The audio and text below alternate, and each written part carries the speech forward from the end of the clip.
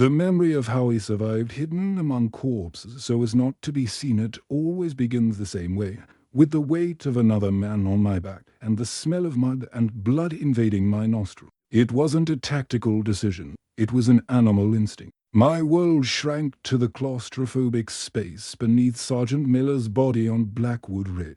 The fine, icy rain was the only thing that moved, drumming a funereal rhythm on the metal helmets scattered across the ground. I became part of that churned earth, controlling my breathing until my lungs burned, transforming each inhalation and exhalation into an act of pure discretion. Fear was a living thing inside me, but on the outside, I was mud. I was just another sodden uniform. The voices of enemy soldiers passed close by, their boots slapping in the puddle beside my face, and in those moments, time stood still. One spasm, one cough, one sob, and it would all be over. My body wasn't my own. It was a trap I needed to keep disarmed while the predator circled. Survival boiled down to this, nullifying oneself, erasing every trace of life until the danger. That state of non-existence could have lasted an eternity, a purgatory of fear and cold. But among those bodies there was a face that never left my memory, and it was he who marked the true beginning of my torment. Less than a meter away, a boy from Kansas, who the night before had told me about the wheat fields of his home, lay on his side. His blue eyes remained open, reflecting a gray sky he could no longer see. The war hadn't had the decency to give him an expression of pain or anger. His face was serene, almost childlike, with a single freckle on his cheek that seemed a cruelly human detail amidst all that carnage. And I couldn't stop looking at him. In that silence broken only by the rain and the buzzing of flies, the geometry of the situation became clear and hideous. His death was giving me life. His body, along with the others, formed the barrier that hid me. Every second my heart beat in silence was a second his remained forever still. The sight of that face captivated me, transforming my hiding place into a confessional. From that moment on, survival became a secondary concern. The primary task was to bear the weight of that empty gaze. The enemy soldiers eventually left. Night fell. Long after, American voices called to me from the darkness. I was safe, as they say, but the truth is, a part of me never rose from that mud. It remained there, forever kneeling beside a boy from Kansas, making a silent promise that his memory would not be just another statistic. War, for me, is not about the battles I won, but about the gaze that defeated me. That face became my moral compass, my silent judge. And that is why I am here, trying to put into words what happened, not because I want to be remembered, but because it deserves not to be forgotten. The debt I incurred that day cannot be repaid, only honored with the truth, however painful. My name is Arthur Coleman. Today, I'm just an old man whose hands tremble a little when holding a coffee cup, my skin paper-thin and my eyes clouded by more than 80 winters. But when I close those same eyes, the image that haunts me isn't that of an old man, but that of a 19-year-old boy, Coleman's private, serial number 358891112, a rifleman with Baker Company, part of the 28th Infantry Division. Before I was a number and a rank, I was just Artie, from Maple Creek, Ohio. Maple Creek wasn't a place you'd find on a large map. It was one of those small American towns that seems to exist outside of time. A handful of streets organized round a central square with a bandstand and a white clapboard church whose tallest thing we had. Life there was measured by the season. Summers were long and lazy, filled with the smell of freshly cut grass and the sound of children playing in the street until the sky turned. Autumn brought the smell of burning leaves and the taste of my mother's apple pie, the best in the county. Winter blanketed us with a soft, white silence, and spring burst into cherry blossoms that seemed to promise that everything would always be okay. Our house was simple, made of wood, with a front porch where my father, a quiet, strong man who worked at the hardware store, would read the newspaper every night. My mother, Martha, was the heart of that home. I remember her smell, a mixture of flour and lavender, and the sound of her sewing machine working late into the night. She mended our clothes with a dedication that, at the time, I took for granted, but which I now understand as a form of love. I had a younger sister, Sarah, with blonde braids and a smile that could melt January snow. My main role in life, before I received a rifle, was to protect her from scraped knees and boys with bad intention. My life was a fabric of small certainty: dinner on the table at 6 o'clock sharp, church on Sunday, baseball games on the dusty field behind the school. The clothes I wore were worn denim overalls or a clean cotton shirt ironed by my mother. The food was simple and plentiful: beef stew, corn on the cob, homemade. These were things I took for granted, like the air I breathed. I didn't know, no one knew, that the memory of my mother's warm bread would become a luxury, a distant dream in a muddy hole thousands of miles away. My best friend was Sam. We'd been inseparable since we were 5. We had a plan. We'd save up enough money to buy an old Ford V8, fix it up, drive to California. We didn't know what we'd do there, but the idea of seeing the ocean and feeling the sunshine year-round seemed like the greatest prize life could offer. We were talking about it in our secret place, an old abandoned barn on the edge of town. We talked about girls, about the future, about everything and nothing. We were immortal, as all 17-year-old boys believe we are. Then, one Sunday in December, the voice on the radio announced that Pearl Harbor had been attacked. The word war entered our lives not as a threat, but as a calling, an adventure. Maple Creek was filled with patriotic fervor. Flags appeared in the windows, and the town's boys began to enlist. It was the right thing to do. It was our duty. Sam and I went together. I remember the pride on my father's face and the silent tears on my mother's. She gave me a small silver crucifix, which I clutched in my hand the entire train ride to boot camp. The boy who left Maple Creek still believed in heroes and villains, in glorious victories, and in returning home to a parade in his honor. He had no idea what cold meant, not the cold of an Ohio winter, but the cold that seeps into your bones and soul and never leaves. That boy, Artie, died somewhere in the Atlantic, in the hold of a crowded troop transport ship reeking of vomit and fear. The one who landed in France was Private Coleman, a number, and it was he who, months later, would lie in the mud of Blackwood Ridge, learning the true meaning of the word survival. In war, you quickly learn that the enemy isn't always right in front of you, wearing a different uniform. Sometimes the enemy is the very air you breathe, the earth beneath your feet, or the indifference in the eyes of those who should lead you. Before I knew the horror of Blackwood Ridge, before I even understood the efficiency of the German killing machine, I knew a different kind of pain, a cold, silent humiliation that gnawed at our rail long before the bullets began to decimate us. It was in the Herdgen forest. They called it the meat grinder and the green hell, and no nickname did justice to the truth. As soon as we entered that sea of dark, tall trees, the sun disappeared. We lived in perpetual twilight, a damp, icy twilight that lasted all day. The snow, when it fell, wasn't white and pure like Ohio. It was heavy and dirty, melting into a thick, omnipresent sludge that seeped into every. Our boots, made for the French war, were soaked on the first day and never dried. The cold was our most constant companion. It was a cold that didn't come from outside, but seemed to be born within our bone, a chill that no layer of clothing could contain. We spent the nights shivering uncontrollably in our holes, our teeth chattering so loudly we feared the noise would give away our position. Sleep wasn't rest, just a brief plunge into a chilling nightmare, from which we woke even more exhausted. Along with the cold came hunger, a deep, aching hunger. Our rations, when they arrived, were frozen like rock. I remember tucking a candy bar under my armpit, trying to thaw it with my body heat for an hour, just so I could chew on a tasteless, waxy piece that offered no comfort, only calories. Food became an obsession.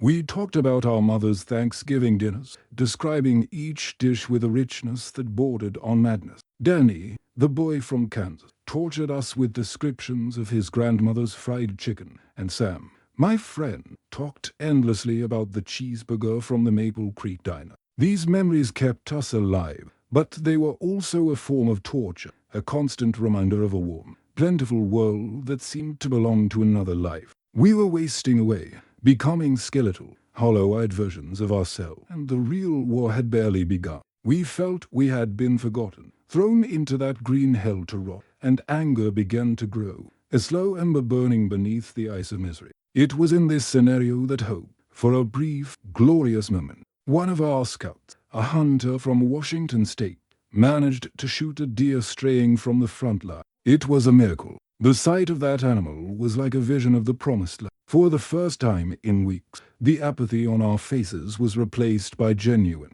childlike joy. We worked together in silence, cutting meat with our pocket, gathering drywood, building a small fire in a depression in the ground to minimize smoke. The risk was enormous, but the reward was unimaginable. Hot food, real meat.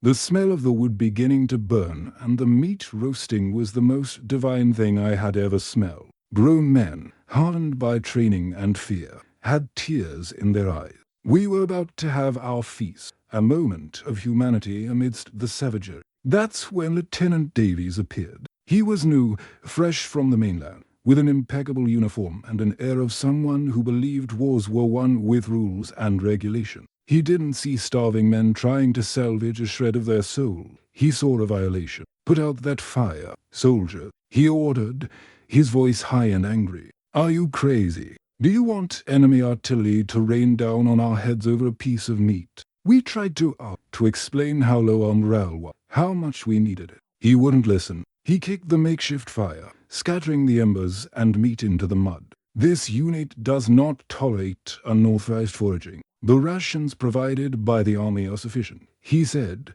as our miraculous meal hissed and disappeared into the icy dirt. He gave us a 10-minute lecture on discipline and then walked away, probably to his tent, warmed with a dry blanket. We stood there, standing in the dark, staring at the mud-smeared pieces of meat.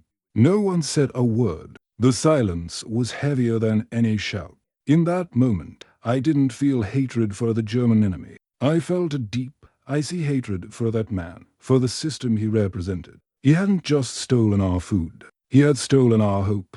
I looked at Sam, at Danny, and saw the same emptiness in their eyes. That was the day I learned that we would be ground down not just by the enemy, but by the very gears of war, an indifferent machine that cared nothing for our hunger, our cold, or our humanity. The first wound of my war came not from a bullet, but from the sight of that flesh mixing with the mud, the perfect symbol of what they were doing to us. The humiliation Lieutenant Davies inflicted on us in the forest was only the preface. It was the first lesson that our humanity was a luxury war could not afford. The next lesson was louder, more visceral, and it came through the air. The escalation of horror doesn't happen all at once. It's not a cliff you fall off. It's a long, slippery slope you slowly descend, not realizing how far you've gone until it's too late to turn. First came the sound. 4 days before we entered actual combat, the war was a distant symphony, a constant thunder on the horizon that made the earth vibrate beneath our feet.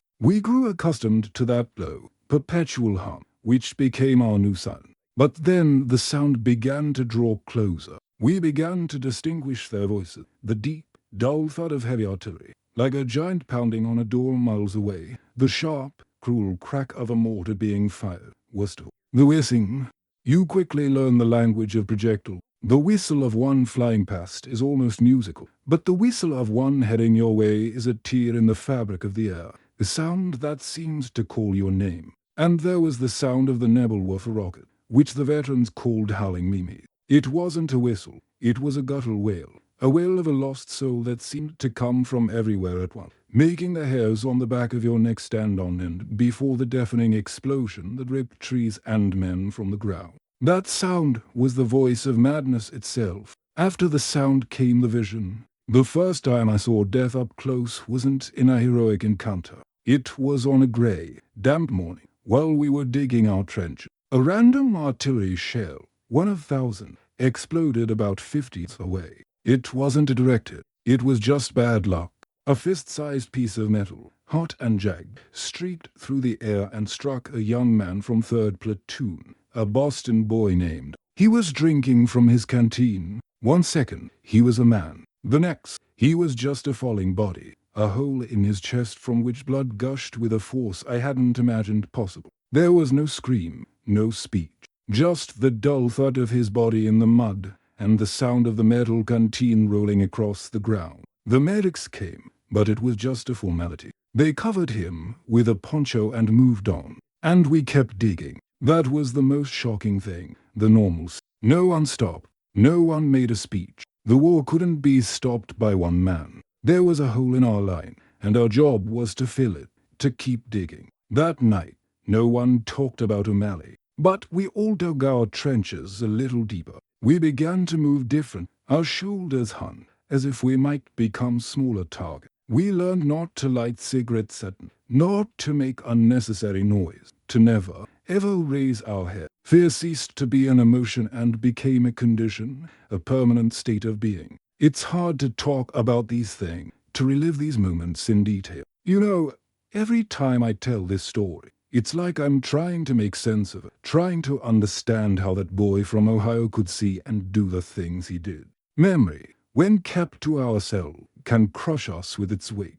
I believe that's why stories like mine need to be heard, so that the burden can be shared, even if just a little. If what I'm telling you touches you in any way, if it makes you think, consider subscribing to the channel and leaving a like. It's not out of vanity, but to ensure that the memory of these young men, like O'Malley, like Danny, doesn't fade with time, so that future generations know that freedom has a cost, and that cost is paid with lives, futures, and the peace of mind of those who survive. It's our way of keeping vigil for them. The real battle, when it came, was a chaotic blow. It wasn't like the movies. It was a jumble of smoke, screams, and flashes of light in the darkness of the forest. The ground shook relentlessly, and the air was thick with the smell of gunpowder, scorched, and the sweet, metallic odor of fresh blood. The German machine gun, the MG42s, which we called Hitler's sword, had a terrifying sound, a high-speed ripping of fabric that seemed to cut not only the air but also our very core. We fired at shadows, at the flash of other rifles. There was no face, no enemy, just targets and the need to shoot before they shot you. I remember reloading my M1 rifle, my hands shaking so badly I could barely fit the magazine. The action was mechanical, devoid of thought. Pull the trigger, feel the recoil in my shoulder, eject the cartridge. Aim, pull the trigger again. Beside me, Sam screamed, but I couldn't hear his words above the noise. I saw men fall, saw the terror in the eyes of a young German soldier as I cornered him in a clearing. He couldn't have been more than 16. For a second, I saw the panic on his face, the same panic I felt.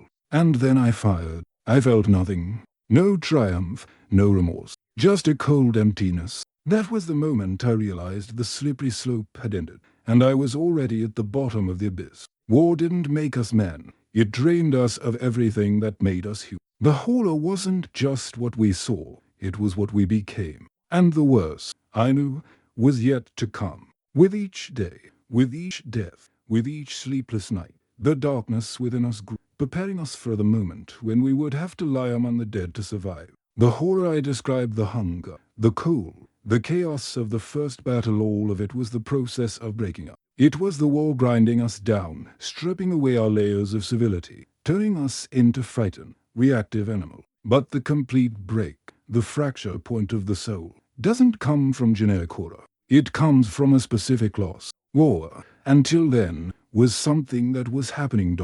But on one particular day, under a leaden sky on the outskirts of a German village whose name I never knew, war became something that happened. She stopped being a shapeless monster and gained a face. The face of my best friend, Sam, the moment life left it. That was the day the boy from Maple Creek, the Ford V8 dreamer, died forever. And it was his death that emptied me so much that later, lying among the dead seemed only a logical progression. I already felt like one of them. We were ordered to take a farm. It looked simple on the map, a cluster of stone buildings atop a small rise, surrounded by an open, muddy field. On the map, it was a tactical objective. On the ground, it was a man grinder. The Germans were dug in, with machine gun nests positioned to create a perfect crossfire. We knew it was going to be hell even before we emerged from the cover of the forest. I remember the hour leading up to the attack. The tense silence, broken only by the click of bolts and the sound of men coughing nervously. I saw Danny, the boy from Kansas, reading a crumpled passage from his Bible. I saw hardened men, veterans of other combat, with a glazed look in their eyes. The 1,000-yard stare I was beginning to understand.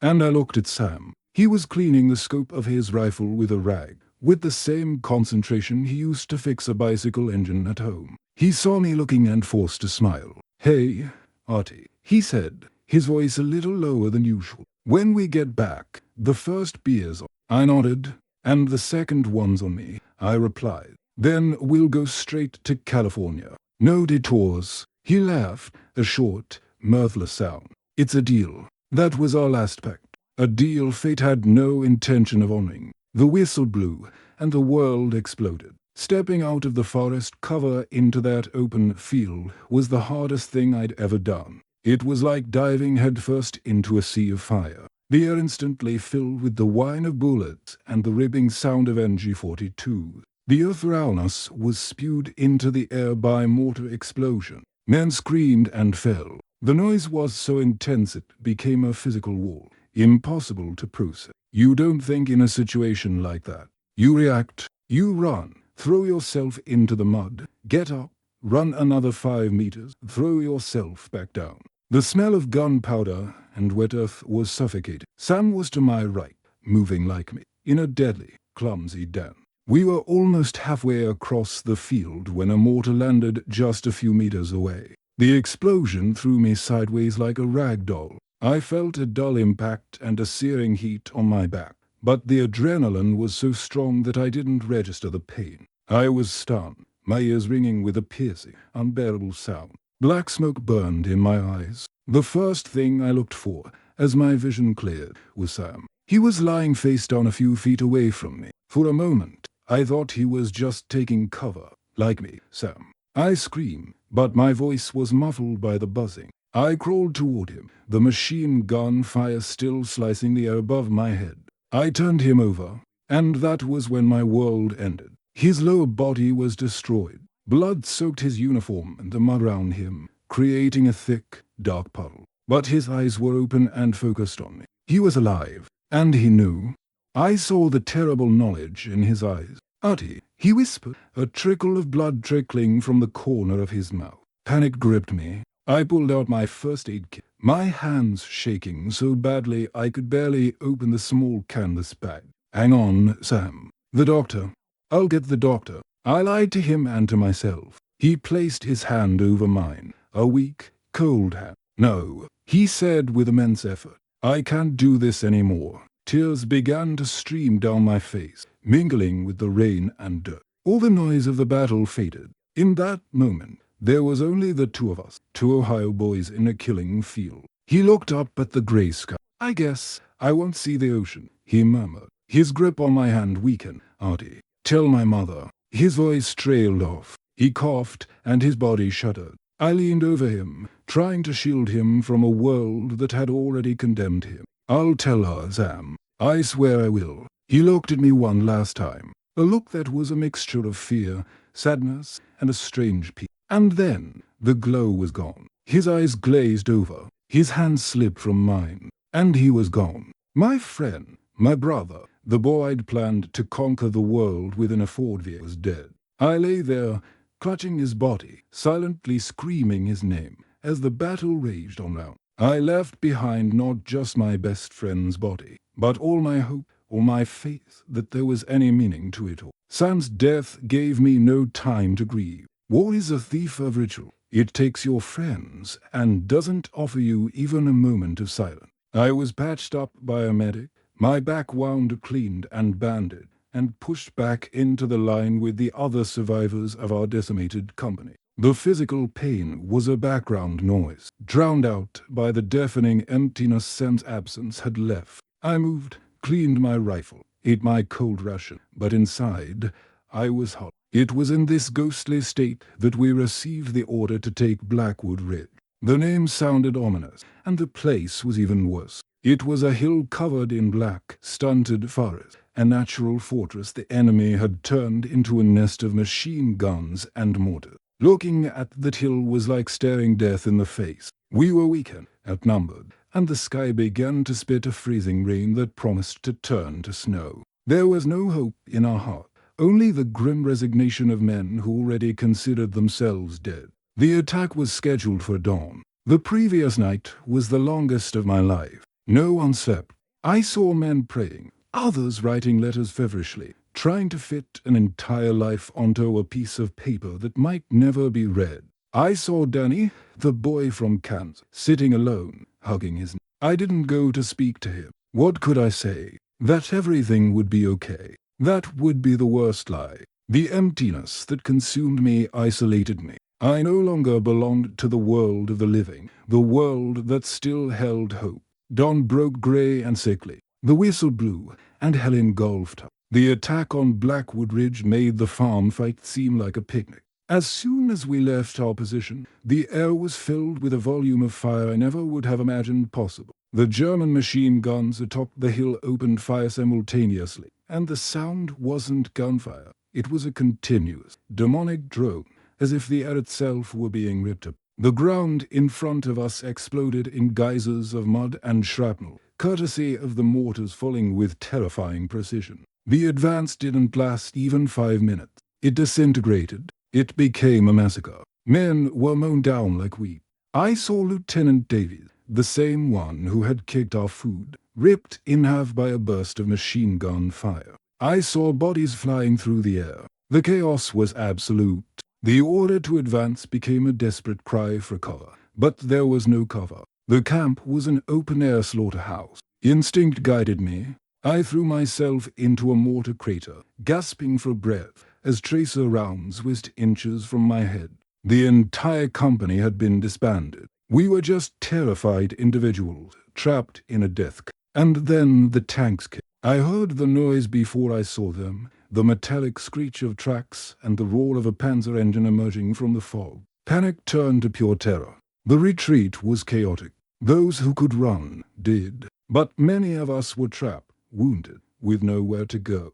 I was trapped. My back wound had opened, and every movement was agony. The German counter-offensive began, with the infantry advancing behind the tank, clearing the field. I saw them moving methodically, their grey uniforms standing out against the mud, the sound of their rifles firing at the wounded. It was the end. I was going to die there. I closed my eyes, thinking of my mother, my father, Sam's face. And then the most terrible, primal thought took hold of me. A few meters away lay a tangle of American bodies, victims of the initial attack. If I couldn't escape, perhaps I could disappear. With my remaining strength, I dragged myself toward them. The smell was overpowering. These were men I had shared breakfast. Now, they were my only refuge. I positioned myself between two bodies and, with an effort that cost me almost all my sanity, pulled Sergeant Miller's body over mine. His weight was immense, his rigidity macabre. His blood dripped down my uniform. The world disappeared, replaced by darkness, the smell of death, and the soaked fabric of his coat pressed against my face. I controlled my breathing, making it so shallow it barely existed. I heard the footsteps of German soldiers approaching, their voices loud and harsh. One of them kicked Miller's body. My heart stopped. The soldier said something to his companion, laughed, and moved on. They were inches away from me, and they didn't see me. I was just another corpse. The most desperate tactic of my life had worked. The battle continued to rage in the distance, but my universe was that cramped, fettered space. I didn't know how much time had passed, minutes, hours, and it was in this private silence, in this makeshift tomb, that I opened my eyes to the sliver of light that was passing, and I saw him. It was Danny, the boy from Kansas. He was lying on his side, his face turned toward me. His small Bible had fallen from his breast pocket, open in the mud. And his blue eyes, the same ones that had been reading the scriptures hours before, were open, fixed, but they seemed to see me. There was no peace on his face, like in the movies. There was surprise, the surprise of a boy whose life had been stolen from him so quickly he didn't even have time to feel fear. The rain began to fall harder, washing over his pale face, pooling on his eyelids. And I stood there, alive, breathing the air he could no longer breathe. Protected by the dead, forced to face the final proof of my own failure. I hadn't saved him. I hadn't saved Sam. All I knew how to do was hide like a coward. The sound of gunfire faded, giving way to a profound silence, broken only by the rain. The Germans had taken the field, and I was alone, a living man in an open-air cemetery, with the gaze of a dead friend as my only companion, my only witness, my eternal. That was the worst moment of all. Not the noise of battle,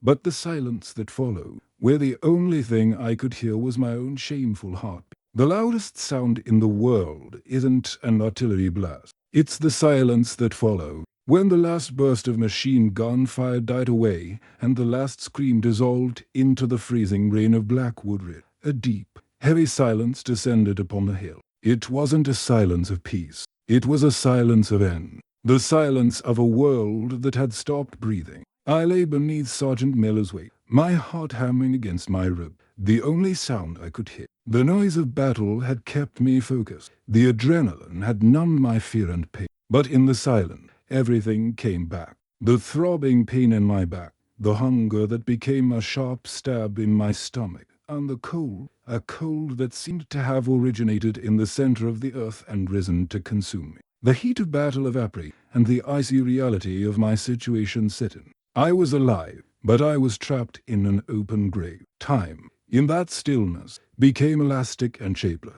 Minutes dragged on like hours, and hours felt like days. The grey day gave way to a night so dark I couldn't distinguish the bodies round me from the mud in which they lay. The only thing I saw, etched on my retina, was Danny's face. Even in the darkness, I saw him perfectly, his eyes open and surprised. Silence forced me to think. There was nowhere left to run, neither physically nor mentally. I was alone in a way I never imagined possible. Sam was dead. Danny was dead.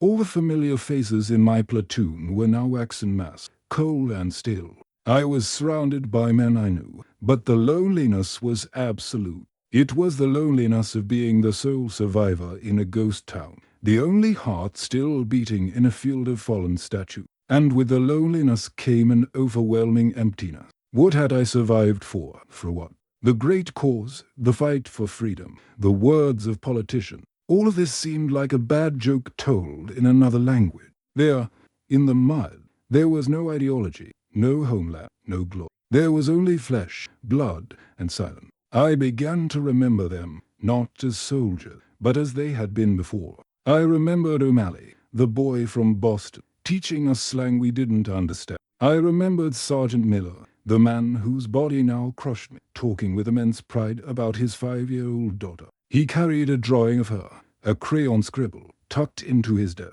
I remembered Danny, talking about the smell of the soil on his Kansas farm after the rain. Small fragments of lives cut short. I was the unwitting keeper of these memories, the only one left to testify that those men weren't just numbers on a casualty list. They were fathers, sons, brothers. They were dreams, and all their dreams died with me on that hill. Guilt began to seep in, colder than the rain. Why me? Why me?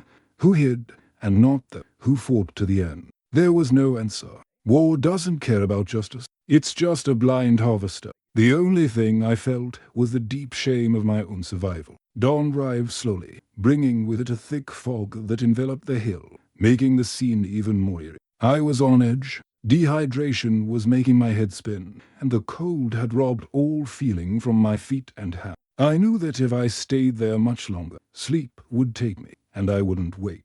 That's when I heard it. A low sound, unlike German. The sound of English being spoken in whispers. It was our people. A reconnaissance patrol, or perhaps the gravediggers. I summoned the last of my strength and tried to scream, but what came out was a hoarse, pathetic croak.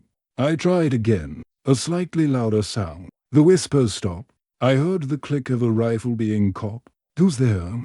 A voice called. "Soldier," I managed. "I'm alive." The silence that followed was tense. And then I saw two figures emerging from the fog. They approached cautiously, rifles aimed. When they saw the pile of bodies, their faces crumpled in horror. "I'm down here," I whispered. They pulled me out from under Miller's body. Daylight blinded me, and the cool air seemed to burn my lungs. The world spun. When they pulled me to my feet, my legs gave out. I looked back at my hiding place, at Danny's face. Nothing seemed real. The two soldiers who had rescued me looked at me with a mixture of pity and astonishment. I felt no relief, no joy. only a strain, profound disconnect. I was back in the world of the living, but my soul had remained behind, in that silence, in that mud, forever trapped among the dead of Blackwood. I was sent to a hospital in England to recover. My physical injuries were superficial shrapnel in my back and a severe case of trench foot, but the unseen wounds were the ones that festered. In the hospital, I was safe. There were clean sheets, hot food, and the professional smiles of the nurses. And I had never felt so in danger. The danger came from the silence, a silence now and burdened by imminent death, leaving me alone with my thoughts. At night, I would wake screaming, not from nightmares of battle, but from dreams. I dreamed of Maple Creek, of Sam beside me in the old barn, planning our trip to California. Waking from that world of sunshine and promise to the sterile reality of a hospital ward was torture. The war taught me many lessons, but none of them were about glory or heroes. The first and most brutal lesson was about death. We arrived in Europe believing that death in combat was a noble sacrifice, a final act of meaning. But the death I witnessed was anything but noble. Sam's death wasn't a sacrifice, it was a theft. He didn't die for an ideal. He died because a random piece of hot metal found him in a field of mud. Danny's death wasn't heroic. It was a sudden, confusing interruption. Death is simply an absence. It's the silence where laughter once stood, the empty space in a photograph, the promise of a future that will never be. I learned that the true weight of war isn't those who die, but the futures that die with them. And we, the survivors, are condemned to carry the burden of those absent futures forever. The second lesson was about life. Survival, I discovered, is not a victory. It's a sentence. When I returned home, people called me a hero. They gave me medals and patted me on the back. They saw a soldier who had returned, but they didn't see the ghost I had become. Everything that was simple before the war became complicated. A sunny day made me feel guilty because Sam and Danny couldn't feel it. The taste of apple pie reminded me of hunger and meat wasted in the mud. My sister Sarah's laughter sounded too loud in a world, for me, had become perpetually silent and dark. My life ceased to be my own. It became a debt, an unpayable debt to the men who weren't as lucky. Every day I lived, every breath I took, was a day, and a breath they didn't have. And so, I tried to repay the debt the only way I knew how. I lived a quiet life. I got married, had children, worked in the same hardware store as my father. I found joy in small moments, but there was always a shadow, a reminder that my peace was bought with their blood. I learned to live with the ghosts. They sit at my dinner table, walk beside me in the garden. They haunt me not with chains and moan, but with the silence of their eternal youth. The most painful, and perhaps most important, lesson was about friendship. The pact Sam and I had wasn't about cars or California. It was about being there for each other. In the end, I was there, but being there wasn't enough. The hardest part of my journey wasn't the war. It was the walk from the train station to Sam's mother's house, delivering the news to her, watching the light in her eyes fade the same way I saw the light fade in her son's eyes, was the hardest battle I've ever faced. I told her of his courage, lied about his last moment, said he hadn't suffered. It was the least I could do, but in doing so, I learned that friendship doesn't end with death. It transforms. My job, my friendship with Sam, became to keep his memory, to ensure he wasn't just a name on a tombstone. And that mission extended to all of them, to Danny, to Miller, to O'Malley. War took my best friend from me, but gave me an eternal responsibility for them all. They are my brother, not by blood, but by mud and fear, and my loyalty to them transcends the grave. So what's the moral? Where's the catharsis? There's no moment of revelation, no happy ending where the wounds like that never heal. They just stop bleeding. Catharsis, for me, didn't come from peace or forgetting. It came from remembering. For many years, I kept all of this locked away inside. But silence only made the ghost's true liberation. The only one possible is to speak. It's to tell the story. It's to transform the incomprehensible pain into words that can be heard. The final lesson is this. War doesn't create heroes. It creates survivors and ghosts. And a survivor's sole purpose is to give voice to the ghosts so that their stories become a warning. so that the world remembers that behind every war, every flag, and every speech, there are fields of mud filled with boys who just wanted to go home. My hope is not in humanity, which seems destined to repeat its mistakes. My hope is in memory. As long as any of us who were there can still speak, as long as anyone is willing to listen, maybe, just maybe, their sacrifice was not entirely in vain. That is my faith. The faith of an old soldier who learned that the only weapon against oblivion is the truth. Today, the world is a very different place. I sit in my armchair, in the same house I grew up, look out the window. Life went on. The world rebuilt, forgot, and moved on. That's what the world does. But for some of us, time stood still in a mud field in Europe. For me, a part of time will be forever frozen in 1944, on the hill of Blackwood Ridge. People see me as an old man, a survivor, a relic of a bygone era. But the truth is, the old man you see is just a shell. Inside, I'm still that 19-year-old boy lying in the cold, heart in my mouth, praying that the footsteps in the dark won't stop above me. The body ages, but the trauma is forever young. Over the years, Sam's ghost has walked beside me like a brother,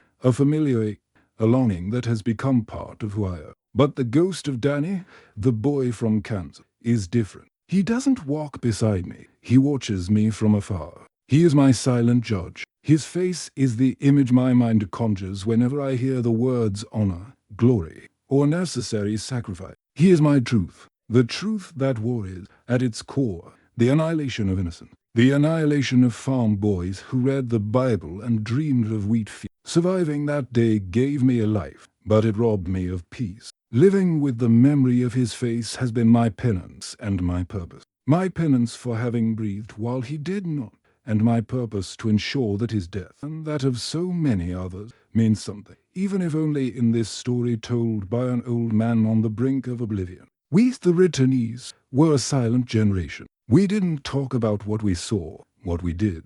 Maybe out of shame, maybe out of pain, or maybe because there were no words to describe the unspeakable. We built family, built cities, famed normals. But at night, in the darkness of our room, the war returned. In the sounds of the house, in the nightmares, in the memories that surfaced without warning. Memory is a strange thing. I remember Danny's face, the freckle on his cheek, more clearly than I remember what I ate for breakfast. Each of us, the returnees, carries a face like that. A face that anchors us to that time and place. I'd like to know if you've ever talked to a grandfather, an uncle, or anyone who lived through a war. What is the face, the memory, that they never forgot?